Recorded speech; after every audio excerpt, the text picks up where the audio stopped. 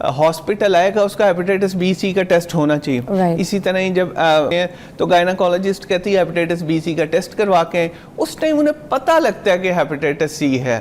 ہوا برا نہیں ہے. بلڈ دینے جاتے ہیں تبھی ٹیسٹ ہوتا ہے. جی بلڈ دینے جاتے ہیں. کوئی بھی عام بندہ بلڈ دینے جاتا ہے کسی کو لازمی ٹیسٹ ہوتا ہے, اس کے بغیر بلڈ لگ ہی نہیں سکتا.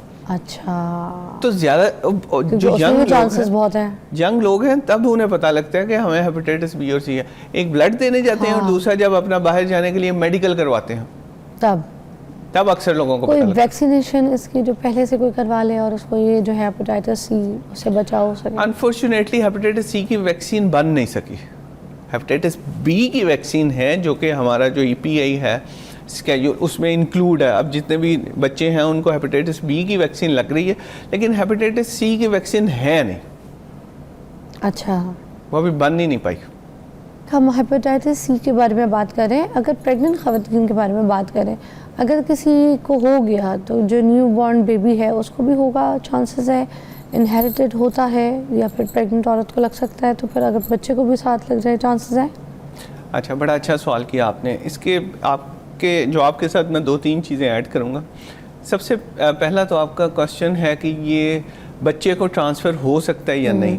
اس کے بہت کم چانسز ہوتے ہیں, لیس دین 1%. دوسرا جو عمومی طور پہ کوشچن پوچھا جاتا ہے وہ یہ ہے کہ پریگننٹ فیمیلز کو ہیپیٹائٹس سی ہے تو اس کا علاج کرنا ہے یا نہیں کرنا. تو اس کا پریگننسی کے دوران چونکہ ٹرانسفر ہونے کے بچے کو چانسز بہت کم ہوتے ہیں تو پریگننسی میں ہم علاج نہیں کرتے کیونکہ ہمارے پاس وہ ڈیٹا نہیں ہے کہ وہ دوائیاں سیف ہیں یا نہیں.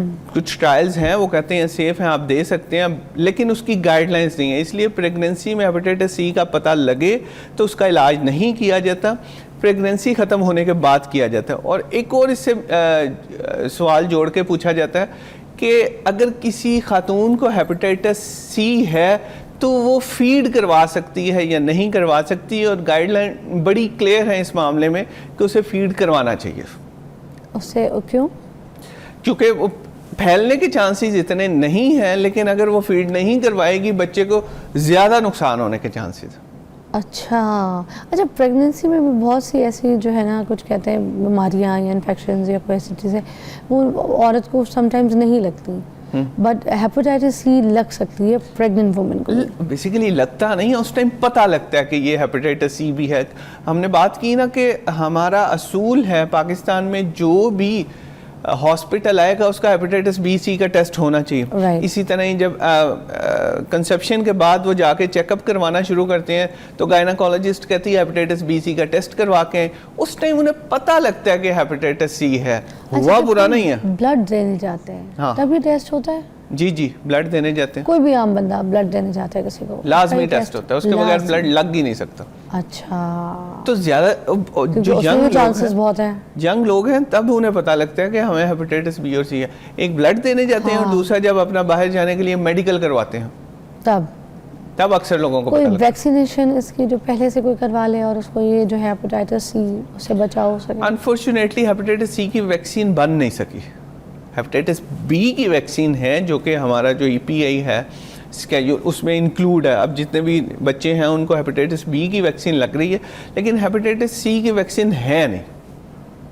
اچھا, وہ ابھی بن ہی نہیں پائی. کیوں؟ اس کی ریزن اس کا سٹرکچر ایسا ہے, چینج ہو رہا ہوتا ہے بار بار. جو اصول ہیں ویکسین بنانے کے لیے وہ اس وائرس کے پورے نہیں ہو پا رہے. بہت سی چیزوں کی ویکسین نہیں ہے. اچھا, کون سی چیزیں جو پوری نہیں ہو پا رہی, مطلب ایسی کیا کھوج ہے؟ بیسیکلی ویکسین کے لیے آپ کو نا ایک سٹرکچر چاہیے ہوتا ہے. ویکسین کا اصول یہ ہے کہ جراثیم جیسا ملتا جلتا ہو لیکن جراثیم والا ایفیکٹ نہ کر رہا ہو, تاکہ باڈی ایکٹیو ہو جائے لیکن جراثیم نہ ہو. اس میں ڈی این اے کا سٹرکچر ہوتا ہے, اس میں آر این اے ہے, اس کا ایک بیسک سٹرکچر ہے. چونکہ وہ سٹرکچر پورا نہیں ہو پا رہا, اس طرح کی امیونٹی نہیں ہو پا رہی, ہوتا یہ ہے کہ جو ویکسین آئے باڈی میں جائے, باڈی میں جا کے ایکٹیویٹ کرے, وہ ایکٹیویٹ امیون سسٹم نہیں کر پاتی, تو اس لیے اس کی بن نہیں پائی. اچھا, دیکھنے کو جو دیکھ رہے ہیں لوگ ہمیں ان کو پلیز بتا دیں کہ یہ جو ہم سیلونس وغیرہ جاتے ہیں جہاں پہ یہ ہمارے نیلز کا کام ہوتا ہے, مینیکیور پیڈیکیور ہوتا ہے, ہماری آئی بروز پلک ان ہوتی ہیں کسی اوزار کے ذریعے, دھاگے واگے دیا اوزار کے ذریعے, اور کوئی ڈینٹل ہم ٹریٹمنٹ کرانے چاہتے ہیں یا کوئی ایسی سرجری جس میں کوئی نہ کوئی ایسا اوزار یوز کر دیا جاتا ہے جس سے جو ہے یہ آپ کو انفیکشن جو ہے نا, اکثر جو نائیاں لوگ ہوتے ہیں, نائی نہیں ہوتے نائی حضرات, ان کی طرف یہ جو ہے نا اس طرح وغیرہ جو یوز کرتے ہیں اس سے یہ پھر لگ سکتا ہے. تو یہ ایک ڈیٹیل میں ذرا سب کو سمجھا دیجیے. اچھا, اس کا ایک سمپل اصول یہ ہے کہ کوئی بھی ایسی جگہ جہاں پہ باڈی کی کوئی بھی سیکریشن کے ساتھ کانٹیکٹ آنا ہو, جیسے آنسو ہیں, سلائیوا ہے, بلڈ ہے, اس جگہ پہ جو چیز یوز کرنی ہے یا ڈسپوزیبل ہو یا صرف آپ کی اپنی ہو. ان جگہوں پہ زیادہ کیوں؟ کیونکہ باڈی کی سیکریشن سے اس نے پھیلنا. بلڈ ہو گیا, سلائیوا ہو گیا, باڈی فلوئڈز جتنے بھی ہیں ان میں وائرس سکریٹ ہوتا ہے. مطلب جو سلائیوا کی پھر آپ جو بات کر رہے ہیں اس کا مطلب ہم تو پھر کسی کا گلاس بھی جو ہے نا وہ استعمال نہیں کر سکتے, جو منہ کا گلاس ہے جی جی وہ پھر ہم کسی اور کا استعمال نہیں کر سکتے جی. پھر یہ بھی ایسے بھی پھیلتا ہوگا نا, ایک دوسرے کے برتن استعمال کرنے سے. سب سے زیادہ وہ بلڈ سے پھیلتا ہے. ہاں, باقی باڈی کی سیکریشنز میں اس کی تعداد بہت کم ہوتی ہے. ہاں, گلاس اپنا استعمال کرنا چاہیے, برتن اپنے استعمال کرنے چاہیے, اس میں کوئی دو رائے نہیں ہے, لیکن سب سے زیادہ یہ بلڈ سے پھیلتا ہے. اچھا, یہ اصول جو ہے یہ ساری انفیکشس ڈیزیزز ہیں جو بلڈ بورن ہے, جس میں ہیپیٹائٹس بی بھی ہے, ایڈز بھی ہے, باقی جتنی بھی بلڈ کے ذریعے پھیلتی ہیں بیماری, ان سب سے آپ کا چھٹکارا مل جائے گا اگر آپ اس اصول پہ عمل کر لیں گے کہ باڈی کی کسی بھی سیکریشن کا اگر کانٹیکٹ ہے وہ یا ڈسپوزیبل ہو یا صرف آپ کی اپنی چیز ہو. اچھا, جو جنسی تعلقات ہوتے ہیں کیا اس کی وجہ سے بھی پھر یہ پھیل سکتا ہے اس طرح سے؟ ہیپیٹائٹس سی پھیلتا ہے. ہیپیٹائٹس بی, سی اور ایڈز ایسی بیماریاں ہیں جو جنسی تعلقات سے پھیلتی ہیں. گورنمنٹ نے اب بڑا اچھا ایک اگر کسی میاں کو ہو گیا ہے یا کسی بیوی کو ہو گیا ہے تو پھر یہ پھیلنے کے چانسز ہیں. بیوی کو تو ہسبینڈ کو بھی ہوگا, ہسبینڈ کو تو بیوی کو. او مائی گاڈ. پھیلنے کے چانسز ہیں, اور کیونکہ ہیپیٹائٹس بی کے مقابلے میں یا ایڈز کے مقابلے میں کم پھیلتا ہے, لیکن پھیلتا ہے.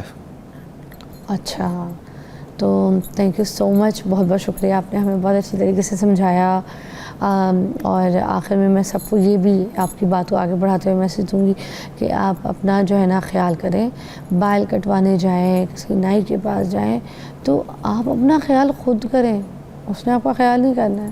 اسے پوچھیں, اپنے سامنے نیا بلیڈ کھلوائیں اور اس بلیڈ سے اپنی شیو کروائیں. جو بھی آپ نے, جو بھی کسی ڈاکٹر کے پاس جانا ہے, کوئی گاؤں میں, رورل ایریاز میں, چھوٹے شہر میں اگر آپ جاتے ہیں تو اس سے پہلے جو اس کی سرنج ہے اس کی نہیں کھلوائیں, پیکنگ سے کھلی ہوئی سرنج کھلوائیں, اور پھر اس کو بولنے لگا. اگر آپ کسی بیوٹی پارلرز میں جا رہے ہیں تو وہاں پہ جتنی بھی جو آپ کی کوئی چیزیں جو آپ کو یوز کی جا رہی ہیں, چاہے آپ کے نیلز کے لیے, آئی برو کے لیے, تو آپ ان کو بولیں اسٹرلائزڈ ہے کہ نہیں ہے. آپ پوچھیں, اپنا خیال رکھیں نا, کوئی اور آ کے آپ کا خیال نہیں رکھے گا, نہ وہ رکھیں گے, آپ نے رکھنا ہے. دیکھ لیجیے گا.